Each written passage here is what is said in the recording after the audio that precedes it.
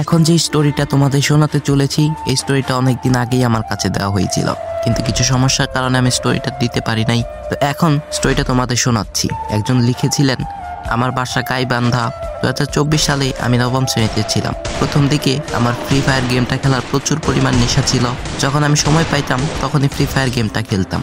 পড়াশোনার ওপর তেমন একটা মনোযোগ ছিল না। এটা নিয়ে পরিবার থেকে অনেক বকাঝকা শুনছি। ভালো মতো স্কুলে যাইতাম না। আর হ্যাঁ, বলে রাখা ভালো, আমি ছোট থেকেই আমার নানা নানির কাছে থাকতাম।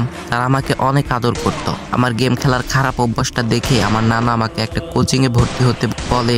আমার অনিচ্ছা থাকা সত্ত্বেও আমাকে কোচিংয়ে ভর্তি হতে হয়। সময়টা ছিল জুন মাসের 3 তারিখ। কোচিংয়ে যাওয়ার ঠিক 2 দিন পর আমি একটা মেয়েকে দেখি কোচিংয়ে।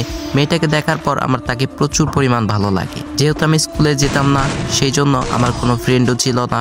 মেয়েটা 8ম শ্রেণীতে পড়তো। আমার একটা খালা ছিল, সেও 8ম শ্রেণীতেই পড়তো। যদিও খালাটা আমার নিজের ছিল না। মেয়েটাকে দেখার ঠিক 2 দিন পর আবার সে মেয়েটাকে কোচিংয়ে দেখতে পাই। বাড়িতে এসে আমার খালাকে মেয়েটার বিষয়ে জিজ্ঞেস করি। আমার খালা বলে ও নাকি ওর বেস্ট ফ্রেন্ড। আমি আমার খালাকে বললাম, ওর সাথে আমার রিলেশনটা করাই দে না।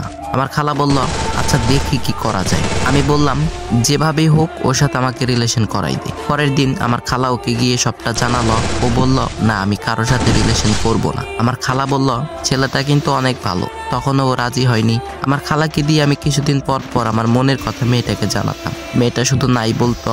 এর ঠিক 1 মাস পর স্কুলে অনুষ্ঠান আয়োজন করা হয়। সেখানে প্রথমবারের মতো আমি ওকে সামনাসামনি প্রপোজ করি।